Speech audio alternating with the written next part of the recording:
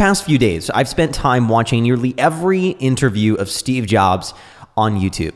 I'm utterly fascinated with the way he communicates. He is evangelical in his belief that technology can change the world, his technology, the way he communicates, the way he pauses, selects his words, composes his sentences is nothing short of mastery.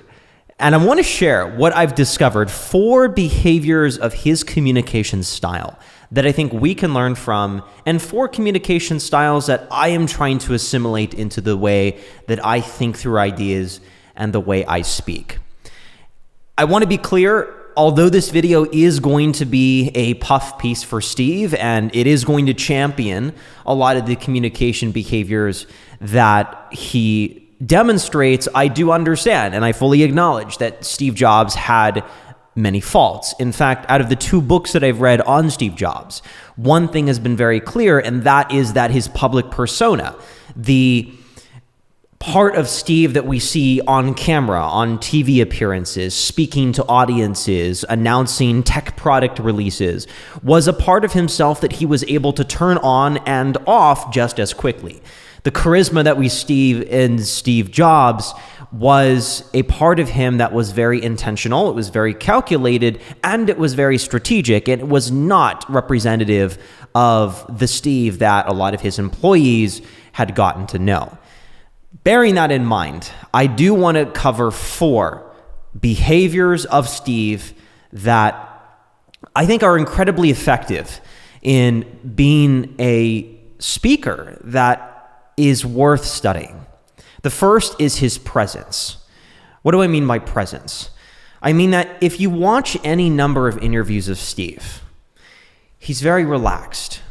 He doesn't seem like he's under any kind of pressure. He's not distracted by noises or audience uprest, and there have been some interviews in which that has been the case. He almost has a disconnect from his environment. He doesn't care what others think. If you watch his hand gestures, they're very fluid. He often tends to put his hands up near his face a lot. This allowed him to, what I feel, bring his true intellect to the table. He wasn't held back, or he didn't feel like access to his mind was muted in some way because he was nervous, which often does happen when we're in an environment in which our anxiety is elevated. You can see this in his very first interviews that he conducted. There are 2 interviews that I'll link all of the major interviews I feel are worth watching down below this video. There are 4 of them.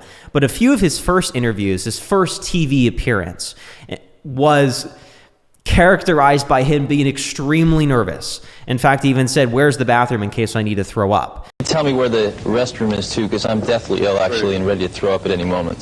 And in fact, there was one such interview where he would even request to re-answer the question multiple times because he didn't like the way that he phrased his thoughts. Can I answer that question? Sure, yeah. Yeah, you can just pick it up and we'll... That's a staggering and stark contrast to the Steve Jobs that began to develop after he was around 25 to 26 years old, where he started to foster being present in his environment. And many of his interviews even said the way that Steve would lean back in his chair and conduct his questions and reply with answers was, they felt as if they were the only person in the world. And Steve had this way of making people feel very special. And if he really wholeheartedly, thoughtfully considered what they were saying. And a lot of this was simply in his body language. He was very relaxed, and I think he learned, whether it was by the volume of media appearances that he had or by some sort of mindset reset that he was able to convince himself of or learn throughout his years of public appearances. He got to the point where he was able to just communicate in an unfiltered, uninterrupted stream of intellect. He was able to just be himself, and of course, be himself, the version of himself that he wanted others to see on camera. But that's the first behavior that I think is worth emulating, is being present. And that is a combination of simply being relaxed, not feeling a pressure in the moment. And the benefit of that is it allows you to tap into the wealth of information and the vast consciousness that all of us has. When we're nervous and when we're anxious, there's often a valve that is tightened that limits the amount that we can communicate. And especially when you're communicating a technology that you believe is revolutionary, as Steve had done in his case, it's important that you bring the fullness of yourself as you can to these interviews. The second behavior I want to highlight is the surgical care that Steve has with his words. Steve is not someone who you would call a wordsmith or a word wizard. And what I mean by that is the words that he used, his personal lexicon, wasn't unordinary. He used ordinary words. He wasn't athletic with his language, using words in unorthodox ways or using foreign language. He did use a lot of idioms, and he used a lot of clever, crafty, and comical idioms. But if you watch any number of his interviews, you will notice that there is a care and calculation with which he chooses his words. He doesn't repeat himself. Every sentence feels essential. And you can see, I don't know if this comes from a love of language that Steve had. I don't even know if you would even consider his word selection process to be on par with someone who loves language and tries to employ the creative use of certain words.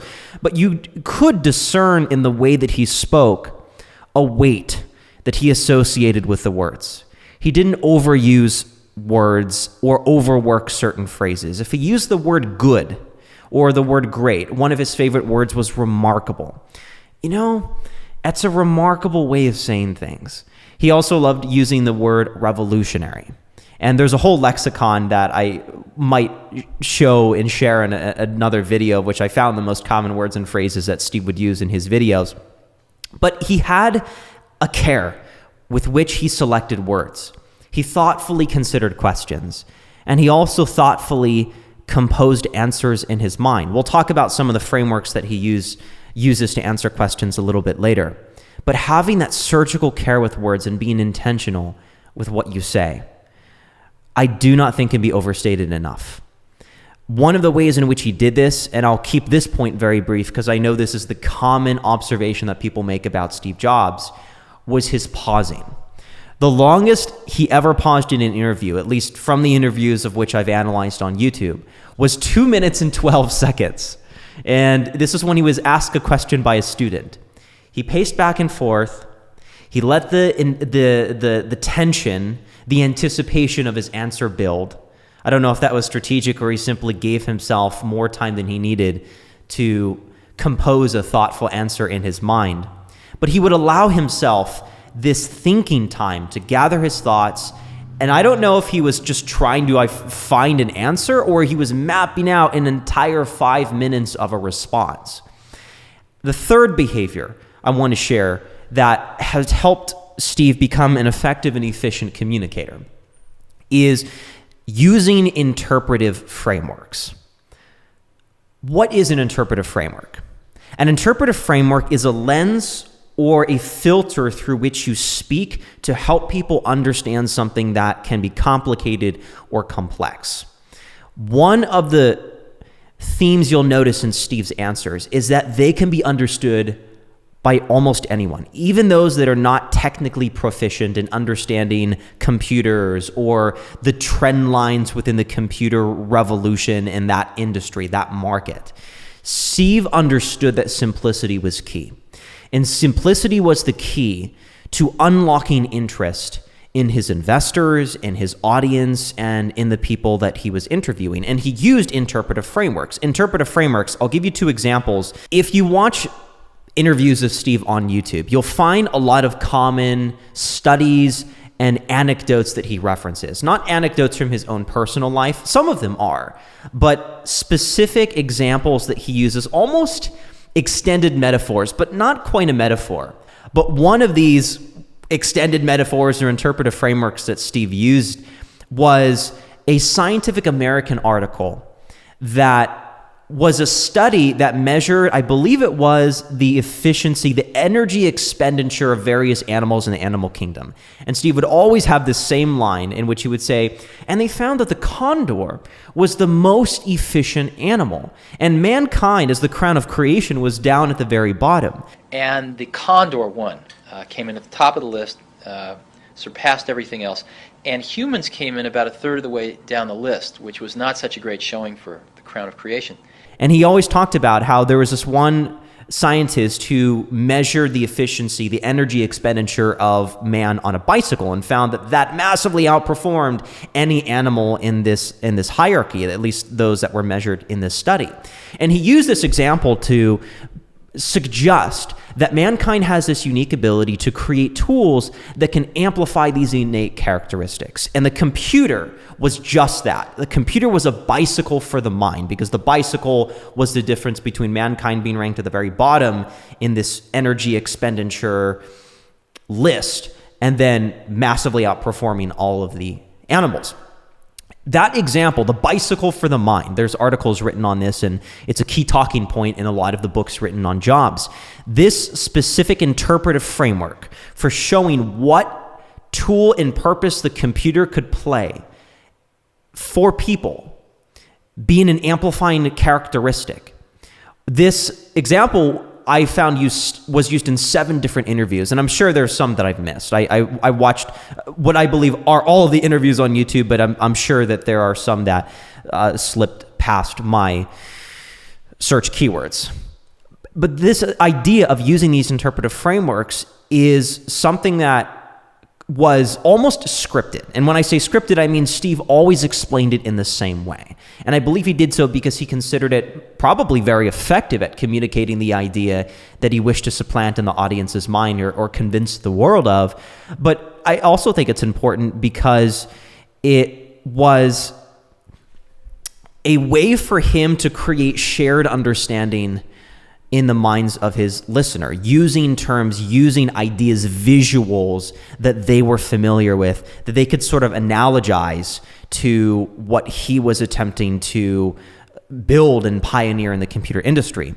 Another example that he would use, and I don't know if I could accurately communicate this because a lot of these keywords went over my mind, but when he was speaking to computer scientists and engineers, he would use this analogy of fractional horsepower in computing, where in a factory there would sort of be this main line of power that would power a computer, and then you could have all these various terminals that you would plug into, and you would use what's called a timeshare to get access to this main computer. And he talked about a factory would sort of have these main power lines. And what became revolutionary in factories is when you didn't have to have them all plug into one power source, you could route power to individual machines, just as the personal computer, this computer revolution, this lifestyle computer of having one in your home, was this idea of having power essentially to one machine instead of the only way to access a computer was using a terminal with 70 other people in a building.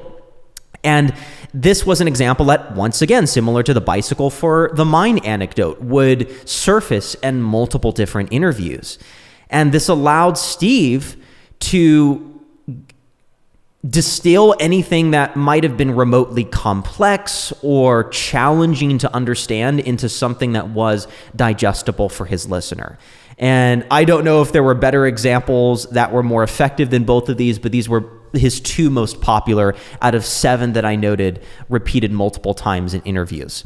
I also want to share one more observation on this idea of interpretive frameworks. And this is sort of piggybacking off of the point I made earlier of him pausing in interviews or when he was being questioned on a panel.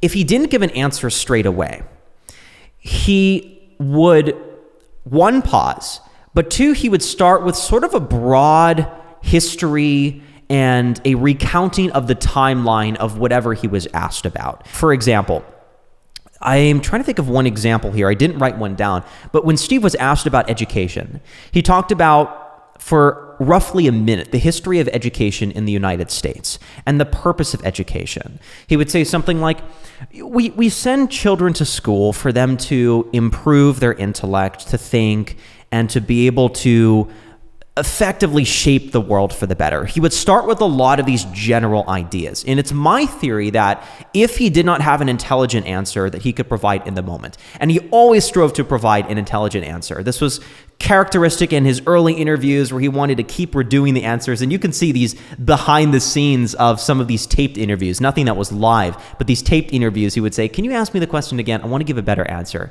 He was very conscious about the words that he spoke.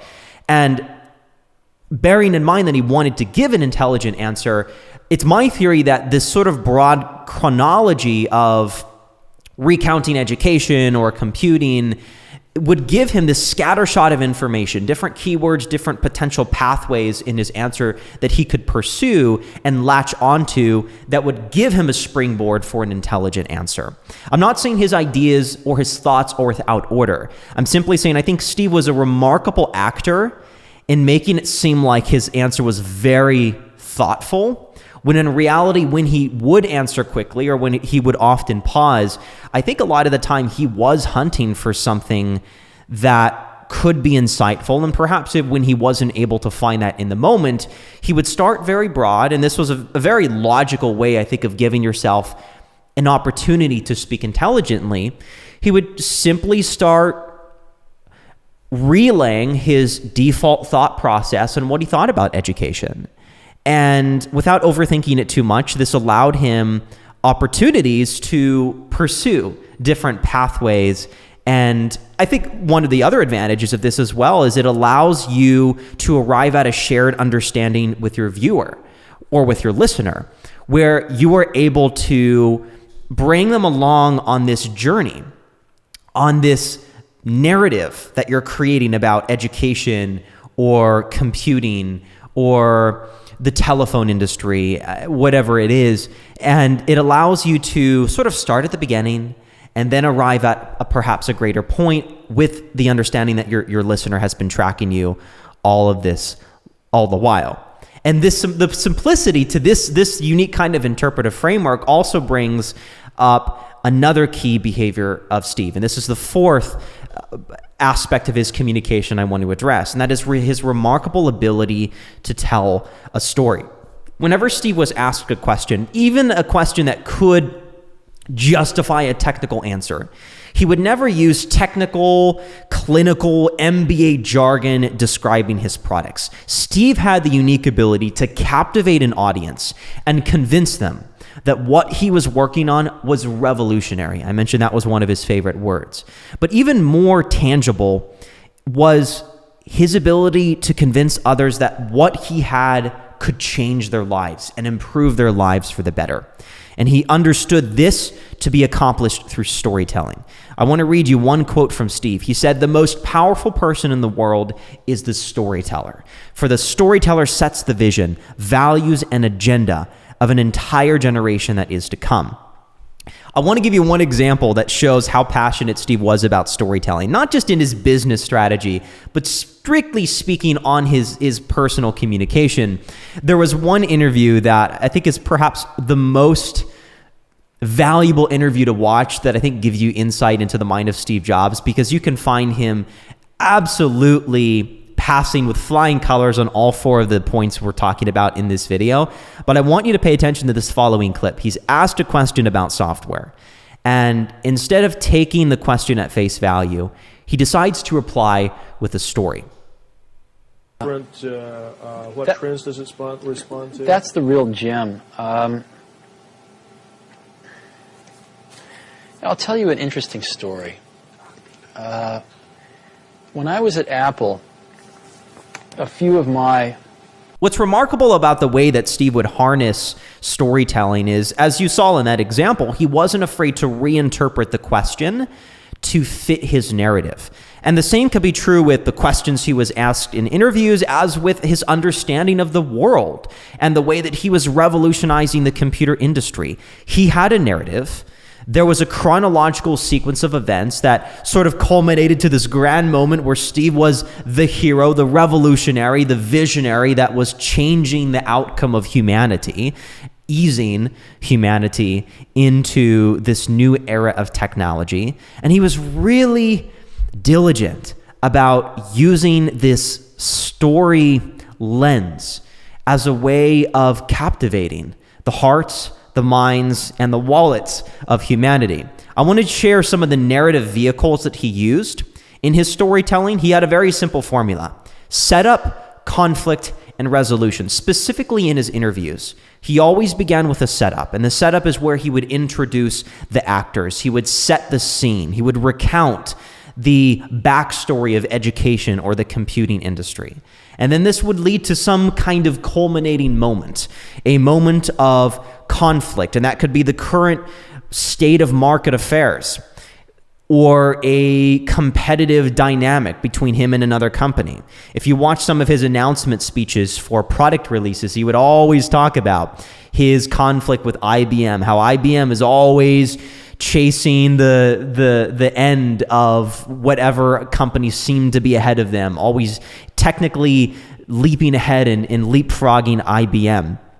And he would create a resolution, and the resolution would be how this conflict is resolved, where he would unveil the solution, unveil the product, establish himself as the hero to this David and Goliath analogy, the big tech corporate monopoly versus Steve, who wanted to do things differently, who was there working on the best interest of the consumer.